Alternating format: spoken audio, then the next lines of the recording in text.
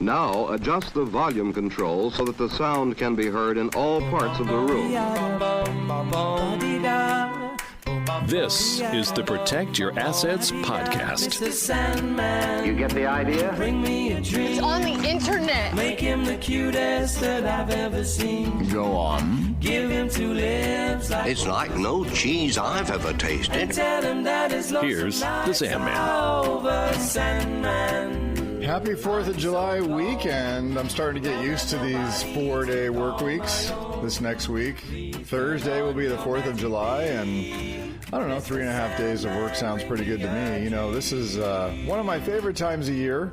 I love being with the family and seeing the fireworks, firing up my barbecue. I think they call this the meat holiday, don't they? I mean, everybody, hot dogs and hamburgers, and so I'm one of those, and I'll be firing my barbecue and enjoying a nice cold beverage as I think about things in the world. And do I have a lot to think about right now? How about you? Good morning. Welcome to Protect Your Assets. I am David Hollander, your host. You hear the jingle. People around here, they call me the Sandman, and that's because I help my listeners sleep well at night by answering their most troubled tax, legal, and financial questions each week right here. And that's because I do run a tax, legal, and financial planning firm and been doing it for over 30 years. We are live right now in the studio. If you have a question, you can always tweet me or email me a question.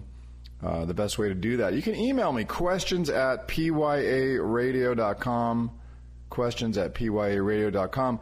So again, I hope you have a great 4th of July next week. And as I think about the 4th of July, I think about how lucky I am to be free to do just about anything I want to do in this beautiful area. But you know what today is about? Today is about your freedom to actually retire when and how you want to. Well, what do I mean by that? Well, just the other day, this past week, I was meeting with one of our clients, Mark, and you see, Mark developed a financial plan for himself, and the plan showed him how he could spend up to $12,000 a month coming this September if he wanted to. You know, right now he's still working and he's spending about $7,000 a month on his mortgage and his car insurance and home insurance. Have you been denied your home insurance lately? It's a whole nother story. But anyway, he still has insurance on his house, and when you add everything up with the food bills and the cell phone and everything, he spent about $7,000 a month. Now, Mark's dream is to retire and start traveling around the world with his wife and celebrating all the years of hard work, because now the kids are out of the house and they're starting to think about the next phase of their life. You probably understand what Mark's going through right now. He wanted to know if he could spend an extra $2,000 a month to travel. And so I said, of course you can. See the plan? You have plenty of room. You see, you could spend actually $5,000 more a month, so $12,000 total if you wanted to. Let me go ahead and put that in your budget. So making this decision to finally retire, well, it's very exciting for Mark and maybe for you. But while this is also a very exciting time, it can be very stressful because many people are haunted by the question that anyone retiring today asks themselves time and time again. And that question is this: have I saved enough? Do I have enough money to last the rest of my life, particularly if things pop up that I'm unaware of? With inflation right now, inflation still is running pretty hot. You got a stock market that keeps going up. It feels like at some point it's going to come down. And let's face it, that debate wasn't that great, and we have the election coming up here in November. So what's going to happen? So when you think about running out of money in retirement, well, it's possible. So how do you avoid running out of money in retirement? Well, we're going to have a checklist we're going to go through today, and so I'll be talking about that a little later, and this can help you get prepared for that day because I've created a special checklist for you on this day. We'll call this a retirement checklist, and this is all coming up next. So stick around now. Let's get started. All right, so this past week we had another, pretty mellow week on Wall Street, I'll call it. The Dow was off barely 0.1% to close at 39,119. S&P closed at 5460, off 0.1% for the week. Now, really, this is the midpoint of the year. June is just about behind us, so 6 months have passed. We got 6 months left. We got elections coming up. We got the Fed maybe lowering interest rates. What does this all mean? Well, the market right now, year to date on the S&P is up 14.5%. The Dow's up 3.5%, but the NASDAQ, which is more tech heavy, is up 18.1%. The 10-year Treasury right around 4.38%, and oil's holding in there at $81.52 a barrel, up 13.8% year to date. So what does this all mean as far as going forward? Well, the big news, of course, last week was the debate, and there's been, again, I'm not taking any sides here. It's just folks have been talking about the fact that it looked like Trump had won the debate, and so the market did enjoy that, and the market thinks that if Trump is elected, then taxes probably will stay the same or perhaps get lower in some areas, and so corporate stocks typically perform well in that environment, and that's what happened. It doesn't mean that's the case, doesn't mean that's what's going to happen. It's just this is some of the commentary you saw from the past week. I think something to think about is when you look at the first half of the years going all the way back to 1990, and you have a decent start like we've had so far this year on the S&P 500, typically, in a majority of the instances, the market finishes higher by year end. So we've had a pretty low volatility year so far this year, nothing, really to get excited about. So again, it probably makes sense if you're getting ready to retire to do a risk-alize assessment. I was talking earlier about our dear friend Mark who came in, and he's getting ready to retire in September, and he's going to go ahead and realize that dream because he's ready to go. In fact, he's at a point now where he's going to have about $12,000 a month of income, and that'll start in September when he starts to leave work, which is just a couple months away. So how he found out he could do that was a two-step process. First, he had to figure out if his portfolio was sound enough to generate income for the rest of his life. He's looking to live about another 30 years, he and his wife. So if they do go another 30 years, which statistically, now that they're 65, there's a greater than 50% chance that one of them will get there, they're going to need that kind of income with inflation to keep up with their pace of life. And so that's the first thing we have to solve for. The second is, will the portfolio continue to crank out income even when the market gets volatile? Because we know that over time, markets do go up, they do go down, and so you don't want to be in a position where you're selling off stocks, particularly if you're heavily concentrated like Mark was in one stock. You're selling it when the market's down, say 20, 30, 40, 50%. We've seen those, and that can happen again. And if it does, and you're now selling stock off at a much lower rate, will you have to go back to work? These are really good questions, and so these are the questions that Mark started asking, and we're going to go through that today. So as we think about this, as we think about what's the biggest or largest expense that you're going to have in retirement, do you know what that is? Well, if you don't, when we come back, we're going to get into that. We're going to start talking about these things so you don't get blindsided. Well, you are listening to Protect Your Assets show, and that's with me, the Sandman, David Hollander. When I come back, we will jump right into that subject. So don't go away. We'll be right back.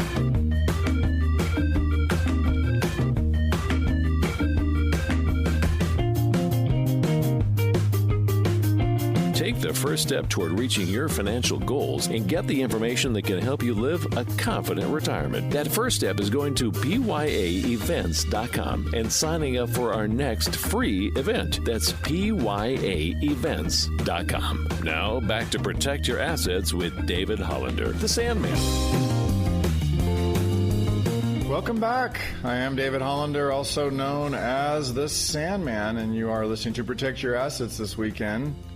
And hey, next week it is the 4th of July on Thursday. I don't know about you, but I am certainly excited to get my barbecue fired up and grill some meat and enjoy the evening, watch some fireworks. So I hope you're getting ready for your 4th of July with your family. And as we're celebrating the freedom that we all enjoy as Americans, Aren't we lucky to be free and to be able to do the things we can do? It's something we might want to talk about, because you see, this past week we had Mark come in, and Mark is currently working and looking forward to retiring in September with his wife and do some traveling. And Mark's desire was to spend about $10,000 a month when he gets ready to retire, because he knows his living expenses are about $7,000 a month.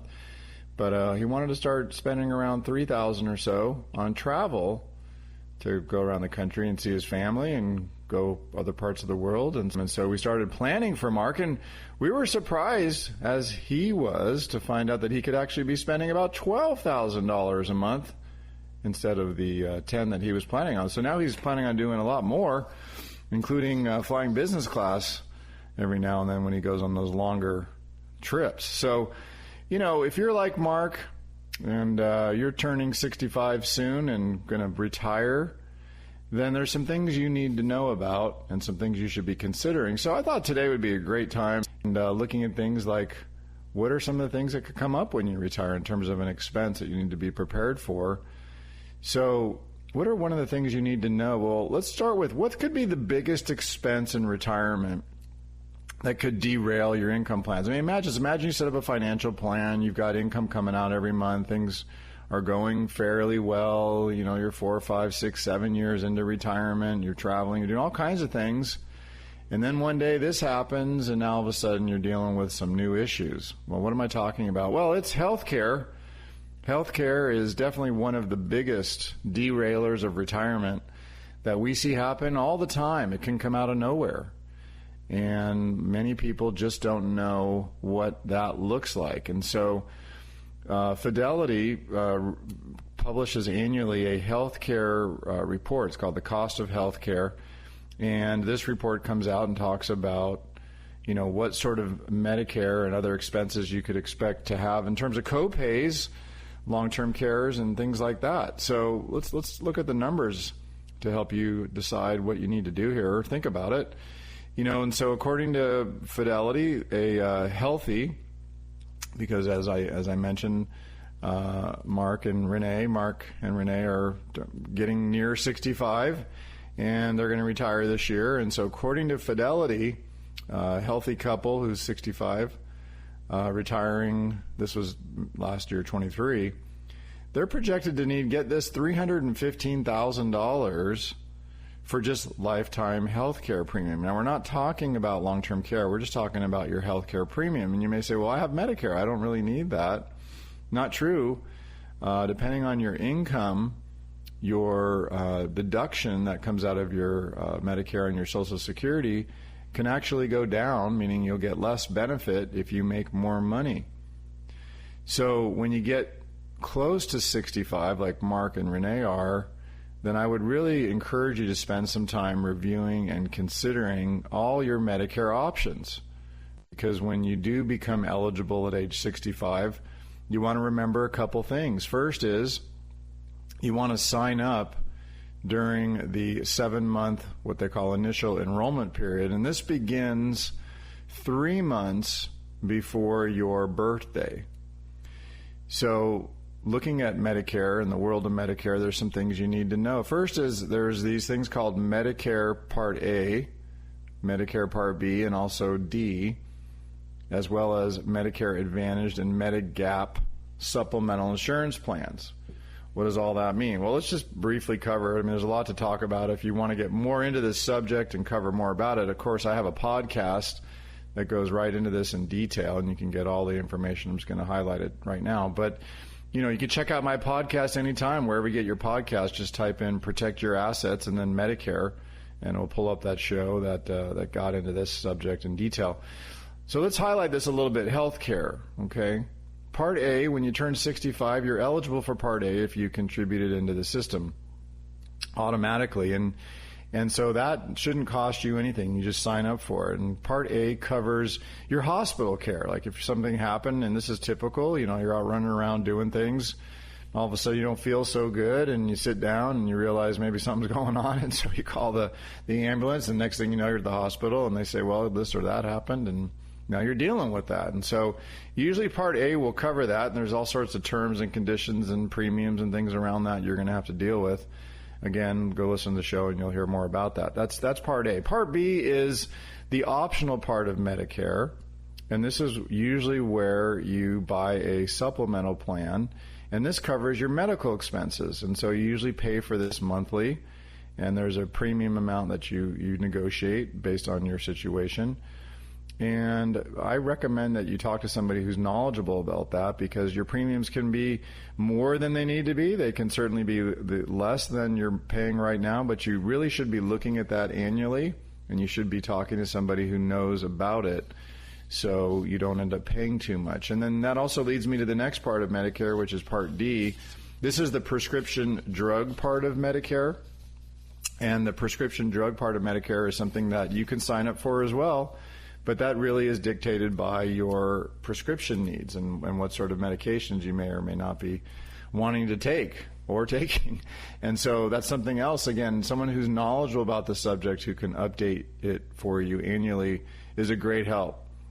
Now, what about Medicare Advantage plans? These are what are known as all-in-one managed care plans that provide the services that you may need. This is covered under Part A and Part B of Medicare, and may also cover other things, other services that are outside of A and B, including particularly your prescription drug coverage. So, you may want to take a look at Medicare Advantage plans. There certainly are positive things about them. They're becoming very popular now.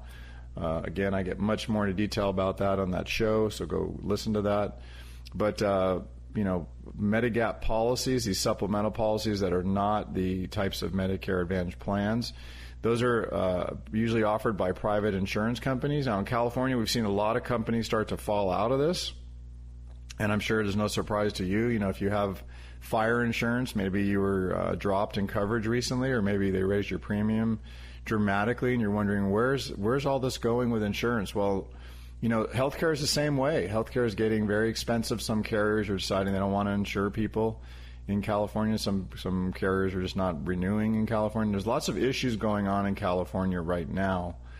So, one thing I might tell you to think about as you're looking at your healthcare insurance is you may be better off paying what might seem like a higher premium, but not having to pay out-of-pocket deductibles if you have visits. And so a good Medicare expert can help you look at the cost of your annual premium, your co-pays, any other supplemental costs you have with your health care, and then compare these costs.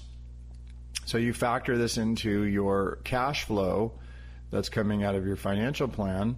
So then within a good idea what that's going to end up costing you on an annual basis. This can help save quite a bit of money, particularly if you haven't planned for some of those big deductibles that could come up if you have one of those plans that's a high deductible type of plan that you maybe had while you were working and you just didn't really think about it. So once you select your Medicare plan, remember you're not stuck with it forever. You can switch Medicare as you age and as your situation changes. Don't forget that. So generally, it makes sense to enroll in Medicare Part A, Part B, and Part D when you're first eligible, because the late enrollment penalties, if you don't do that, are pretty steep. And these can continue to ratchet up as you continue to work, even if you're 65 or older. So an example of this is Mark. Mark may not sign up for Medicare, but then if he signs up, say, when he's 66, 67 years old because he wanted to work a little bit longer, well, he could end up owing what's called a late enrollment penalty if he decided not to use Part D later on because he didn't really know what it was all about in the first place, just didn't take the time to look at it. And so now that he's thinking about it, it makes sense to start to take a look at what those costs could be and how that would factor into his income. And so these are the kind of decisions that you may want to think about. Now, if you're going to still work and carry your insurance, doesn't mean you can't sign up for Medicare. So one of the things I ask you to take a look at is call Medicare. Talk to them about your situation, where you are. And these rules for Medicare are complicated. So consider some of these questions as you think about this subject. which plan, and you can ask this, if you find an agent who can help you with this, we certainly can refer you. We don't do this sort of medical insurance, but we definitely work with people, and we can refer you to folks who are qualified in this area. But these are some of the things you want to ask these people as you work with them to figure out what sort of health care you're going to need, coverage that is. So which plan offers you the best coverage for the health care needs that you have right now? Your employer, they're required to offer you coverage, but is that your best option? Sometimes these COBRA plans can get really expensive, and so they may not make sense. Is it more expensive to stay in your employer plan, or should you join Medicare? Can your spouse or your partner remain in your employer's plan if, like Mark, you decide to leave work here? He's leaving in September. He'll be over 65, so he's got a whole host of questions we've been talking about. But one of the key goals for Mark or anybody who's facing this is to avoid, this is important, you want to avoid any gap in coverage, because if you go uninsured, that puts you in a different situation when you go to renew your policies and you're looking at premiums, because they may say, well, you're uninsured, and so we're not going to cover this period when you're uninsured. Maybe it's a risk. So I do have 6 key Medicare questions that you may want to know, Medigap, I'll call 101. We did a show on that. You can go back and listen to our podcast and hear more about that. But if this is something you're thinking about, you want some help around this subject, then you can give us a call. Call us at 866-PROTECT. We're more than happy to walk you through, again, this questionnaire, what you should be considering. We're happy to email this to you if you'd like to get it this morning. And so call us right now. We're happy to send this over to you, 866-PROTECT. You can call and speak to a member of my team. Right now, we're answering the phone. We're working this morning, 866-PROTECT. Now, coming up next, it is time for our popular They Say segment. And this one I love. They say long-term care is only 2.5 years. Well, is that really true? We're going to get into the reality of this when we come back, find out what the answer is to that question. You are listening to Protect Your Assets with me. We'll be right back.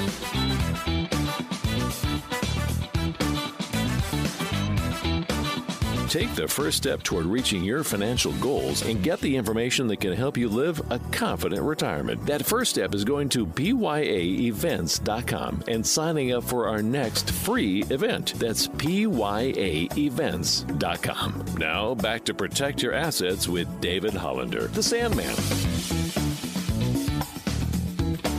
Welcome back. I am David Hollander, also known as the Sandman, and you are listening this morning to Protect Your Assets, as we're talking about things that could derail your retirement. And this all started last week when Mark came in. Mark's getting close to turning 65. He wants to retire in September. It's been his dream for a long time. His kids are now graduated and out of the house and down the road, and so he and Renee are looking forward to traveling around the world and doing all the things they've been working so hard all these years to do. And he came to me with a question, which is, hey, David, I want to spend $10,000 a month to cover my living expenses and then travel around the world and do it for many, many years, because Renee and I have a lot of things we want to do. And so came in and we did a plan. It turned out he could actually spend $12,000 a month, because if you have the ability to create income that can last your entire life, even if the market goes up and down, that makes you feel a lot more confident about your retirement. And if you're thinking about retiring this year in 2024 with all the things going on, the election right around the corner and the Fed possibly lowering interest rates, inflation sticking around, all these things that can happen, market at elevated levels. I mean, when is all this going to adjust? How is it going to affect you? These are all really good questions. And I just got a question from Jim. This is Jim, who lives in Ross. And so let me get to this question real quick, and then we'll get back to the subject. Jim in Ross asked this question. Let me paint the picture. Jim has been married to Renee for about 23 years. They have 2 kids together from their marriage. Jim was married before, and Jim has 2 kids from a previous marriage. And according to the facts here, Jim bought this house in Ross before he met Renee. Renee's lived there. They've raised their 2 kids there, like I said. And Jim said that the house at the moment is 70% his and 30% Renee's. Now, I asked a little more questions about that because that's a little interesting, particularly in California. Turns out because it was his separate property he brought to the marriage, he had Renee contribute to the equity over time, and so I'll say gave her 30% of the house on title, and so that's the way it read. Now, Jim had asked me this question, which was he has an IRA account because as he was working before, he had a 401k, he was contributing to that, and then when he retired, he rolled it over to his IRA, and so he said it was funded with his separate property. Now, that got me thinking. But his question was, now that he's 73 and has to start taking his RMDs, should he take those RMDs out of that account? The answer is yes, you have to when you're 73. And then should he put it into, this was his question, into a separate property bank account? And so then it got me thinking, well, you've been married now for 23 years, Jim, and that would have put some of those contributions into your 401k coming from community property earnings. And so we started talking more about this, and it turned out that Jim was just confused because he was confusing estate planning with, in California, divorce law. Divorce law is a very complex, complicated matter, which many people think, you have separate property, you have assets that you're diligently trying to keep separate and apart from the community. But when you get divorced, things happen where it's not necessarily separate property because there could be appreciation during the marriage. There could be earnings, like in this case, where they were filing joint tax returns for all those 23 years. And those earnings that are earned by the community are considered community property and taxes are being paid. And if you're deferring money into, say, a 401k plan, it's not separate property. And when you go to split that up, well, guess what? Renee's going to have to sign off on that form, Jim, to decide where that money's going to go because 50% of that account's hers. It's just that simple. So, this sort of surprised Jim and really diffused his question because at the end of the day, she's got the right to half of that income. It's half hers. So anyway, that's the way that went. And Jim appreciated the response, and now they're, they have their own finances, and so they're figuring out how to make that work as he starts taking his RMDs, and Renee's a few years away from doing that. But again, as you get into the complexity of different sources of income, it's important to consider how that would impact. In this case, Jim had 2 children from a previous marriage, and what he was trying to do, his end goal here was to, again, when Renee passes away and both of them aren't here anymore, he wanted to make sure that each child got 25% of his estate instead of Renee's desire, which was to have her things go 50-50 to their 2 kids from their marriage and not to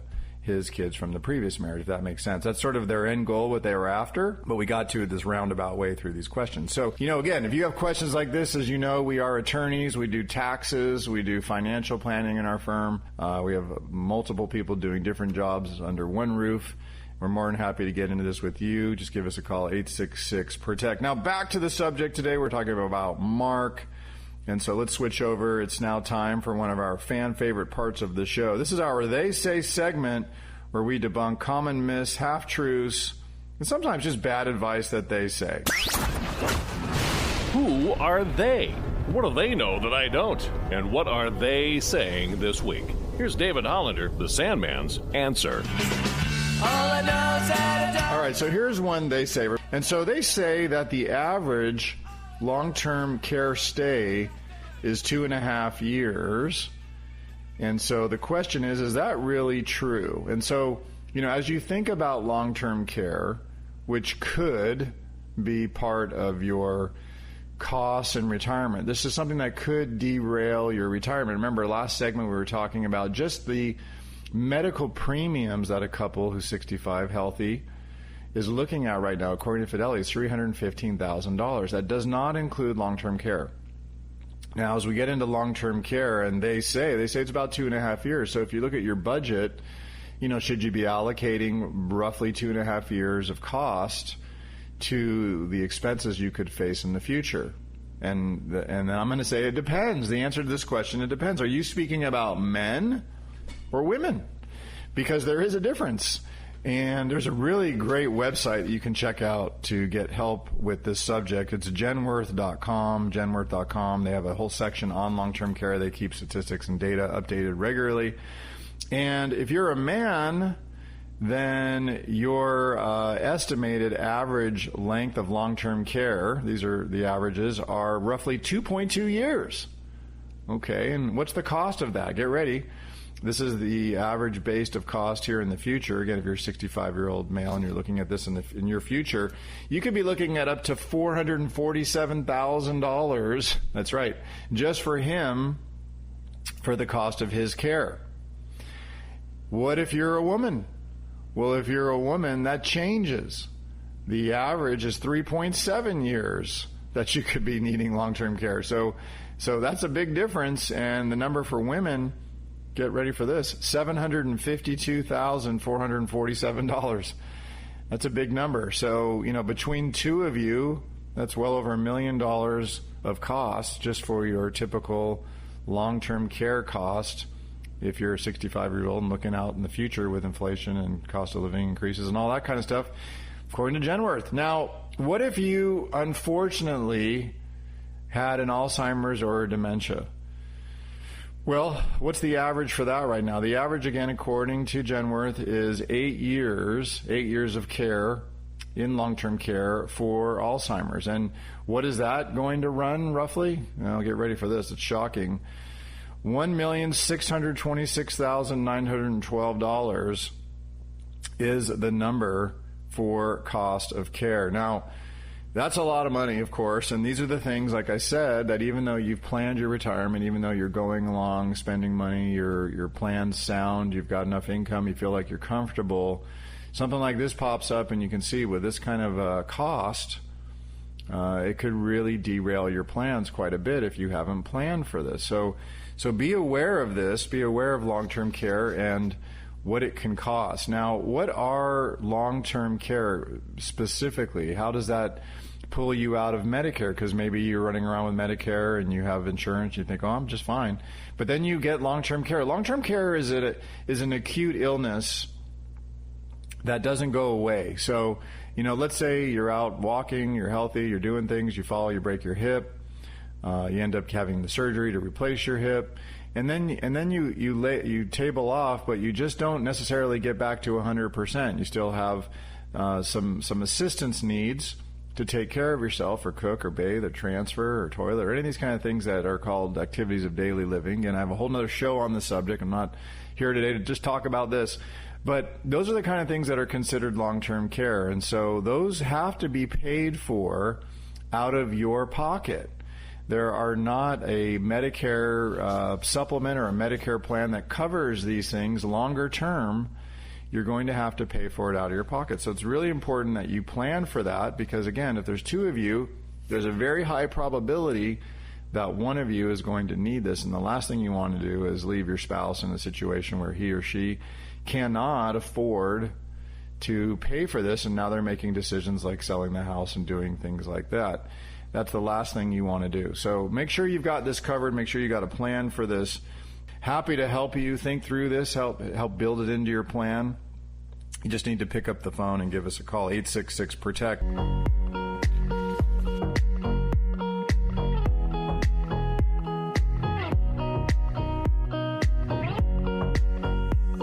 If you missed any of Protect Your Assets with David Hollander, all you have to do is go to pyaradio.com, where you can download or listen to our latest shows for free. Just go to pyaradio.com on your computer or mobile device when it's most convenient for you. That's pyaradio.com. Now, back to Protect Your Assets with David Hollander, the Sandman. I'd like to give a big thanks this morning to the Protect Your Assets team for putting together a great show. Executive producer, Raf. Network manager Kevin Renfer, and of course my fabulous producers Phil, Dylan, Adrian, Lucas, because without my team, I'm just another pretty voice on the radio. Thanks again, everybody. You have been listening to the Protect Your Assets show with David Hollander, the Sandman. Have a great weekend and have a great 4th of July celebrating with your family. And go out and make the rest of your life the best of your life. Investment advisory services are offered through Liberty Wealth Management, a registered investment advisor. This podcast is for informational purposes only and should not be relied upon as a basis for investment decisions. The strategies mentioned are not suitable for everyone. The information expressed does not consider your specific situation or objectives and may not be appropriate for all investors. Past performance is not indicative of future results. To better understand the risk associated with investing and how it reacts to different market conditions, listeners should always consult with their qualified investment professionals, financial advisors, legal or tax specialists, and conduct their due diligence before making any financial decisions or taking any action. The legal information provided on the air is not intended to substitute for callers hiring their lawyers to advise them about personal legal matters. Investments involve risk and, unless otherwise stated, are not guaranteed. Liberty Group LLC paid for the following program, and the host's views and opinions do not represent those of the station or its ownership. California Life Agent number 048569. Persons engaging the services of one affiliate of Liberty Group LLC companies should be aware that each company is operated separately. You're listening to the Protect Your Assets Radio Network.